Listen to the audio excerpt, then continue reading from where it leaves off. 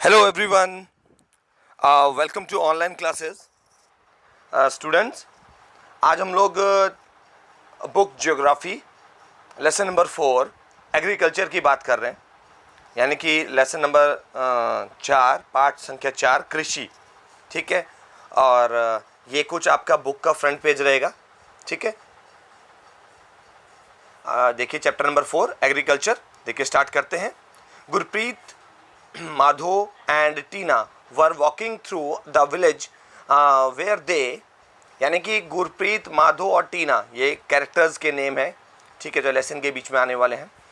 और ये जो है ये एक गांव की तरफ जा रहे हैं। ठीक है, they saw a farmer tilling land. वो एक किसान को जुताई करते हुए देखते हैं। टिलिंग टिलिंग का मतलब होता है खेत की जुताई करना। ठीक है, अच्छा। The farmer told them that he was growing wheat and had just added manure to the soil to make it more fertile. किसान उनको बताता है कि मैं यहाँ पर गेहूं की खेती करने वाला हूँ, गेहूं को यहाँ पे बोने वाला हूँ, उसकी बुआई करने वाला हूँ, और इसमें मैं मैन्यूर ऐड करूँगा। मैन्यूर जो कि ऑर्गेनिक जिस खाद को कहते हैं। ठीक है, नेचुरल फर्टिलाइज़र भी आप कह सकते हैं उसको। सॉइल में ऐड करूँगा, जिसकी वजह से जो सॉइल की फर्टिलिटी है वो बढ़ जाएगी। फर्टिलिटी यानी मोर फर्टाइल हो जाएगी, इसका मतलब उसकी उपजाऊ शक्ति बढ़ जाएगी। जो ज़मीन होती है उसकी उपजाऊ शक्ति समय के साथ साथ कम होती चली जाती है। ठीक है, क्योंकि उसके मिनरल्स लॉस कर जाते हैं। तो उस केस में उसको दोबारा से रिप्लेनिश करना पड़ता है। ठीक है, लैंड को। तो उसके लिए मैन्यूर या फिर फर्टिलाइज़र जो या तो केमिकल फर्टिलाइज़र जो कि इनऑर्गेनिक फर्टिलाइजर्स होते हैं जो फैक्ट्री में बनते हैं, या तो वो डालना पड़ेगा, जैसे कि फॉर एग्जांपल यूरिया। ठीक, और यूरिया आपका formula NH2CO NH2, this is urea. ठीक है, या तो ये केमिकल सब्सटेंस डालना पड़ेगा आपको जिसे यूरिया कहते हैं, या फिर एक और होता है फर्टिलाइजर NKP, ये भी एक फर्टिलाइजर होता है। ठीक है, नाइट्रोजन,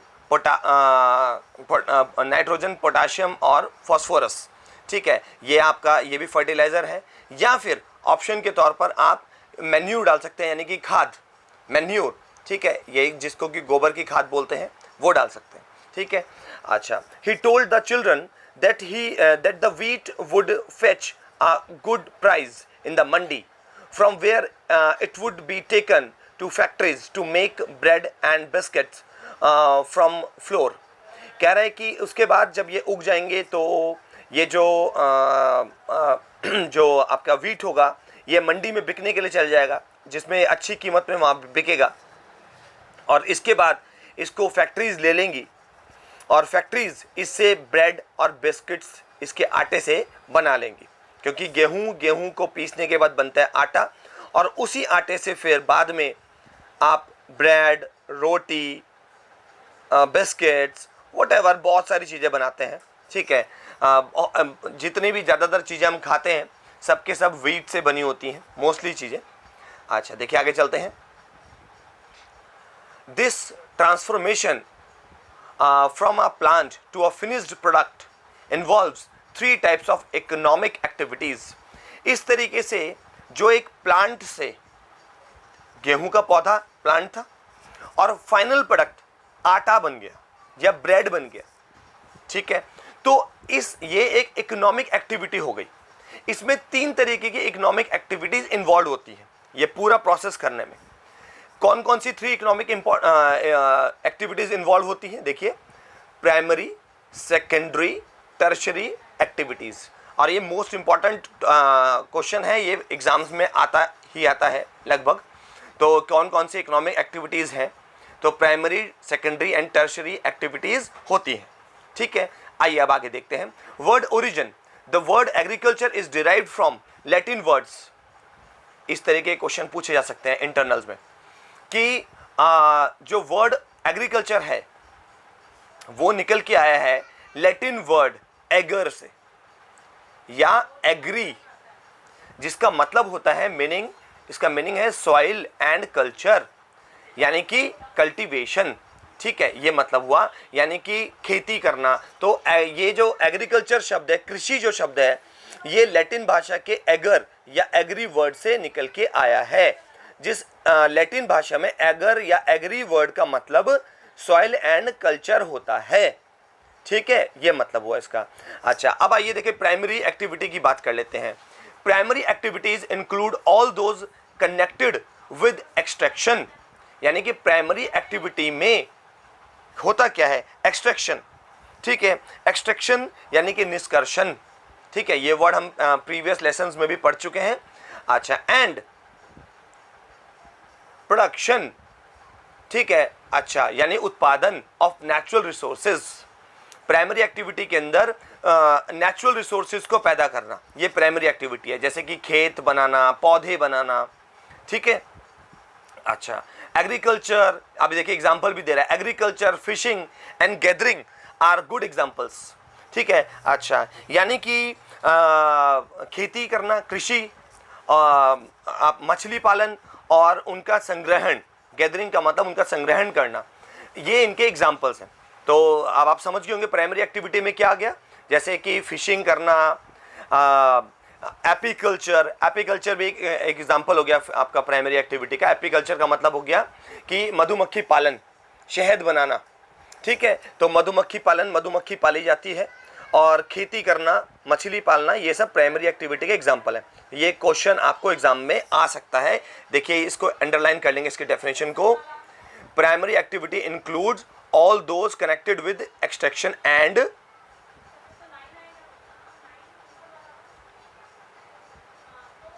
production of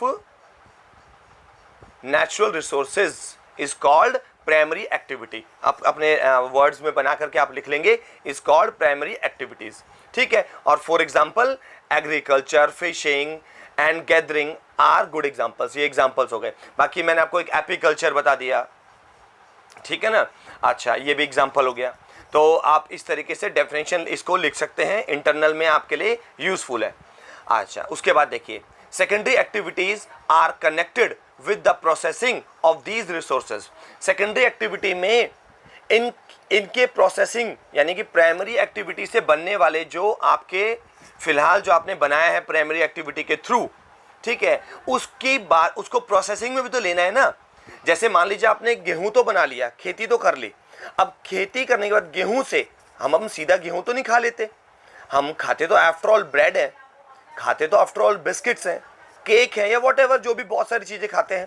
ठीक है ना, तो वो प्रोसेसिंग करना, ठीक है, या फ्लोर, आटा खाते हैं, ठीक है ना, आटे से बनी हुई ब्रेड्स खाते हैं, रोटी खाते हैं, तो इनको प्रोसेसिंग करना, ये सेकेंडरी एक्टिविटी हो गई। यानी कि गेहूं लिया, गेहूं को पीसने के बाद उसका आटा बनाया गया, आटा फिर फैक्ट्री में गया, फैक्ट्री में जाने के बाद उसमें बहुत सारी चीज़ें ऐड की गई, उसको बेक किया गया, बेक करने के बाद फाइनल प्रोडक्ट बन करके तैयार हो गया, ब्रेड या बिस्किट्स, जो भी कुछ है। ठीक है ना, ये चीज़ है। तो ये सब क्या कहलाया, सेकेंडरी एक्टिविटी कहलाई। तो ये सेकेंडरी एक्टिविटी की डेफिनेशन आ गई। देखिए, secondary activities are concern with the processing of these resources, या फिर आप ऐसे लिखेंगे, secondary activities are concern with the processing of primary या नेचुरल रिसोर्सेज। ठीक है, ये आप लिख लेंगे, इस तरीके से आप इसको अपनी लैंग्वेज में लिख लेंगे। अच्छा, मैन्युफैक्चरिंग ऑफ स्टील। अब स्टील बनाने के लिए आपको रॉ मटेरियल चाहिए था, वो कहाँ से आया, वो आयरन आया। ठीक है, आयरन को निकालना, अच्छा, तो वो आयरन हो गया, रॉ मटेरियल आयरन हो गया, और उससे फाइनल आपने स्टील बना दिया, स्टील। ठीक है, baking of bread, weaving of cloth, ठीक है ना, कपड़े की बुनाई करना, ये एग्जाम्पल्स हैं सेकेंडरी एक्टिविटीज के। तो एग्जाम्पल भी आपके सामने आ गए। उसके बाद अब टर्शियरी एक्टिविटी की बात कर लेते हैं। Tertiary activities provides support to the primary and secondary sectors through services. ठीक है, ये पूरी कंप्लीट डेफिनेशन है, इसमें एडिट करने की कोई ज़रूरत नहीं है, तो आप इसको लिख लेंगे। यानी कि टर्शियरी एक्टिविटीज़ वो होती हैं जो सेकेंडरी और प्राइमरी एक्टिविटीज़ को सपोर्ट करती है, सर्विसेज देती है। ठीक है, जैसे फॉर एग्जांपल ट्रांसपोर्ट, ठीक है। अब गेहूं जो बना है, गेहूं जब जाएगा फैक्ट्री में पिसने के लिए, आटा बनने के लिए, तो ट्रांसपोर्ट के थ्रू जाएगा, ठीक है। ब्रेड जब जाएगी, बन जाएगी, फाइनल ब्रेड जब बन जाएगी, तो उसकी जो सप्लाई होने वाली है कस्टमर्स तक, जो वो पहुंचाई जाएगी, तो बिना ट्रांसपोर्ट के पॉसिबल नहीं है, ठीक है ना। तो ट्रांसपोर्टेशन, ट्रेडिंग यानी कि सेल करना, उसको बिजनेस करना उसका, बैंकिंग, इंश्योरेंस, एडवर्टाइजिंग, ये सब किसके एग्जाम्पल है? टर्शरी एक्टिविटीज के एग्जाम्पल हैं, ठीक है। ये एग्जाम्पल भी आप लिख लेंगे। Agriculture is a primary activity, it includes growing crop, fruits, vegetable, flowers and rearing of life stock. ये वाली डेफिनेशन भी आप चाहें तो लिख सकते हैं, ये भी प्राइमरी एक्टिविटी की डेफिनेशन आ गई, ठीक है। देखिए कहां से कहां तक, देखिए agriculture is a primary activity, sorry ये प्राइमरी एक्टिविटी नहीं, ये एग्रीकल्चर की डेफिनेशन आई है, सॉरी मैं इसको करेक्ट कर देता हूं। ये एग्रीकल्चर की डेफिनेशन है जिसमें आप लिख रहे हैं कि it includes growing crops, fruits, vegetable, flowers and rearing of life stock, this is the definition of agriculture, ठीक है। तो आप इसको ठीक करके आप एग्रीकल्चर के डेफिनेशन के फॉर्म में इसको लिख लेंगे, right. In the world 50% of persons are engaged in agriculture activity. दुनिया में 50% लोग, 50% आबादी जो है वो एग्रीकल्चरल एक्टिविटी में इन्वॉल्व रहती है, यानी कि उनकी जो जीविका है वो खेती से संबंधित है, खेती करते हैं वो लोग। इंडिया में, even India, 2/3 of India's population is still depend on agriculture. हमारे देश में भी 2/3 आबादी, ठीक है, खेती पर निर्भर रहती है, ठीक है। हमारे यहाँ देश में भी लोग खेती करते हैं, 2/3 आबादी खेती ही करती है। फेवरेबल टोपोग्राफी, ठीक, यानी कि टोपोग्राफी मीन्स भौगोलिक स्थिति, ठीक है। Favourable topography of soil and climate are vital for agriculture activities, ठीक है। यानी कि जो आपके लिए जो फेवरेट भौगोलिक स्थिति होगी, ठीक है ना, वो, और सॉइल, क्लाइमेट, वहाँ का वातावरण, ठीक है, ये खेती के लिए बहुत ज़्यादा ज़रूरी है, खेती करने के लिए, राइट।